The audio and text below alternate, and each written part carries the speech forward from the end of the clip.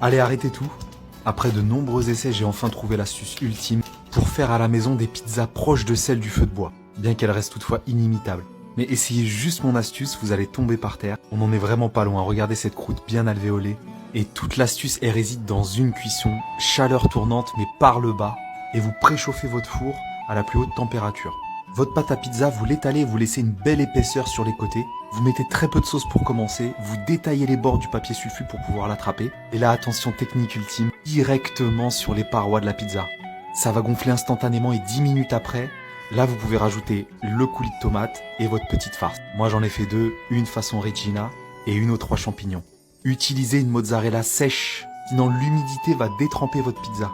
Vous avez plus qu'à enfourner cette fois mais en position grill et ça va très vite. Et roquette parmesan huile d'olive. Aujourd'hui, je te donne une toute nouvelle recette. On va réaliser des pommes de terre farcies au fromage. C'est vraiment super délicieux et très simple à faire. Allez, c'est parti. Tu vas commencer tout simplement par faire cuire tes pommes de terre dans l'eau pendant environ 10 minutes. Pour savoir si c'est cuit, tu plonges un couteau. Si ça résiste pas, c'est que c'est bon. Ensuite, tu épluches tes pommes de terre tout simplement et tu vas venir les mettre dans le bol que tu vas venir écraser avec une fourchette comme ça.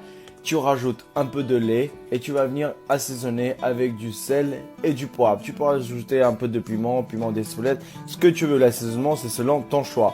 Ensuite, tu le mets un peu de pommes de terre dans ta main comme ça que tu vas venir mettre le fromage. Tu peux mettre emmental, parmesan, ce que tu veux, de la mozza. Voilà, c'est selon votre choix. Et après, tu vas venir la fermer comme ça et on va venir réaliser de petites galettes comme ça de cette forme-là que on va venir ensuite dans une poêle les cuire avec un peu de beurre. Ensuite, on les met tous les 4, on laisse les cuire 3 minutes de chaque côté. Ensuite, on les tourne et là, elles vont être prêtes. T'as qu'à les débarrasser, ranger comme ça joliment. Et regarde-moi l'intérieur, comment c'est collant du fromage et c'est vraiment délicieux, Simple à super. faire.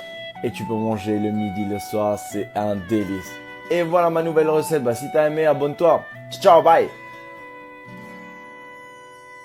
Comment faire des brownies au Nutella super facile avec 3 ingrédients seulement. Tu commences par prendre 2 œufs moyens que tu vas bien mélanger. Une fois homogène, tu ajoutes 300 g de Nutella que tu peux chauffer au micro-ondes pendant 15 secondes pour te faciliter le travail. Une fois que le chocolat est bien incorporé, tu ajoutes 70 g de farine et tu continues à mélanger jusqu'à obtenir une pâte homogène. Dans un plat à four et sur un papier cuisson que tu vas soigneusement beurrer, tu étales bien ta préparation et tu l'enfournes à 180 degrés pendant 30 minutes. Une fois le temps écoulé, tu laisses reposer 30 minutes supplémentaires avant de portionner ton brownie et le déguster.